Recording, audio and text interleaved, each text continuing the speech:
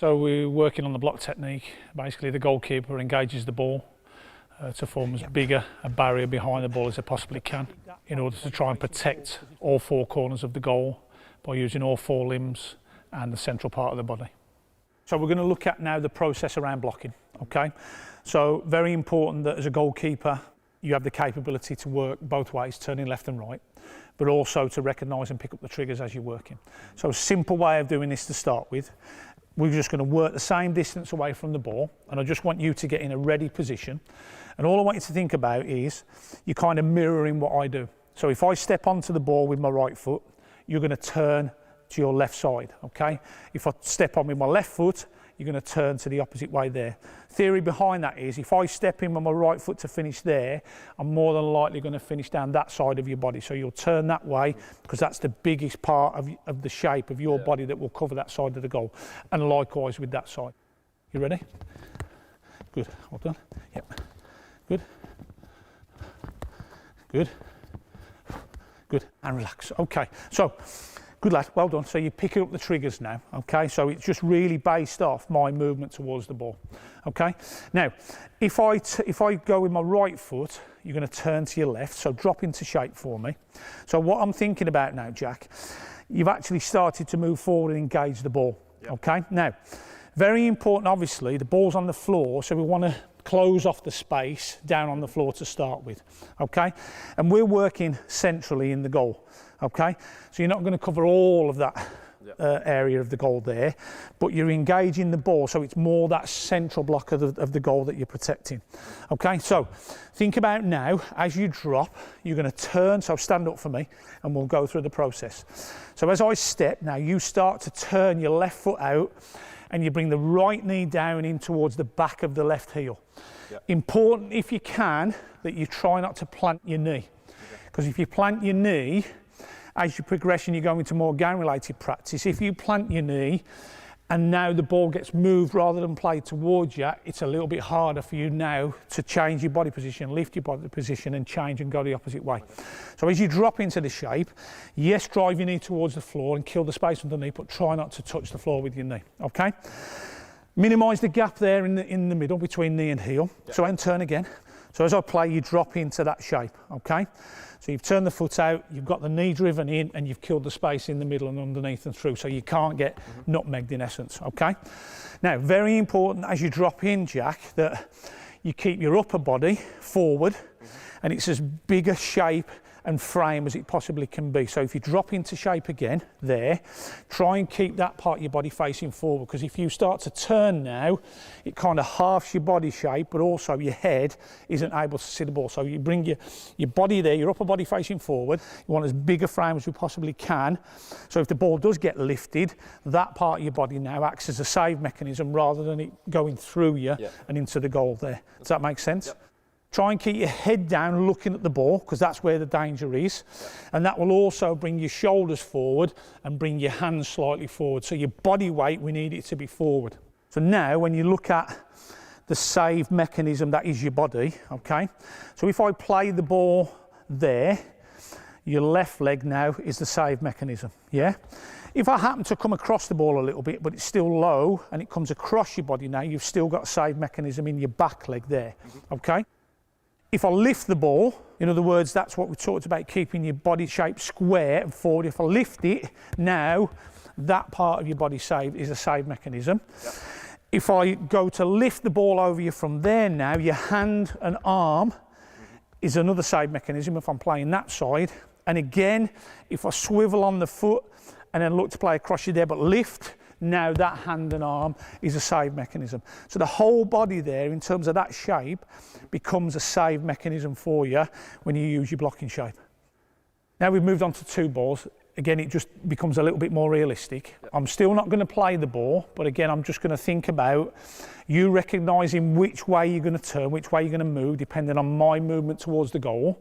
And then also thinking about the detail around the shape that you're going to create behind the ball. So all you'll do is you'll engage the ball, move across the line of the ball and come forward slightly to make sure that if I wanted to play it, that I couldn't finish down the side of you, killing that space down the side for me, all right? But it's a quick recognition of which way I'm going to go. Are you ready? Yep, there, good. And again, try not to turn that upper half. Keep it nice and squared towards me and the ball. Ready? Yep. There. Good. Well done. Yep. Good. Yep. Good. Yep. Good. Well done. Yep. Good. Just come a little bit forward and diagonal more to it. Yep. There. Kill the space. That's it. Better. Yep. There. Good. Yep. There. Good. And relax. Okay, Jack. So next part of the process. Now, at any point, I can play either of the two balls. Okay. So it might be my first contact. It might be a couple of movements. I think what's very important is, because if I move to one ball now, for instance, in the game, I might just try and roll you.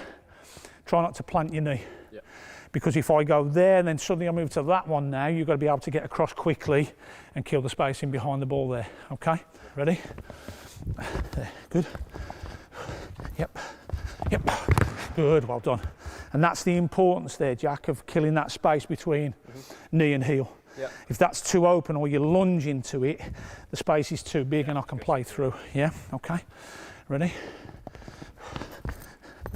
Yep. Good touch. Brilliant. Now, so I've played the ball low, but because you've managed to move across and create the block shape quickly, so you've transitioned from one way to the other, your foot now is your save mechanism. Okay, and you've killed the space behind.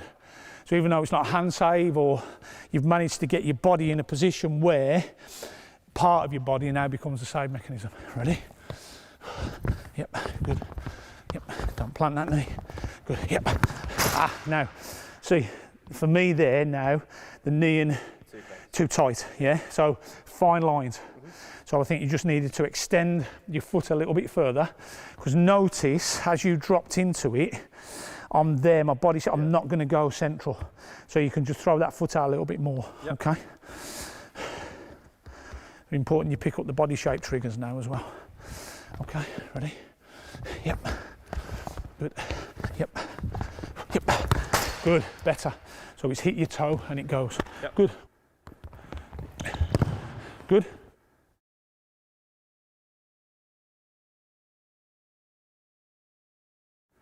Yep, there.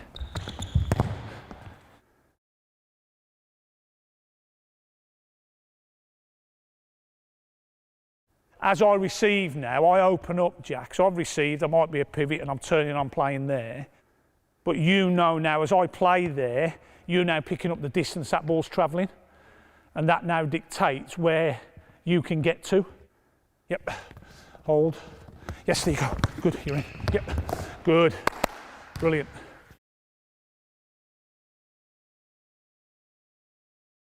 Ready? Going a bit closer, Dill. Yep, there you go. Come on, you're in. Yep. Good, and relax.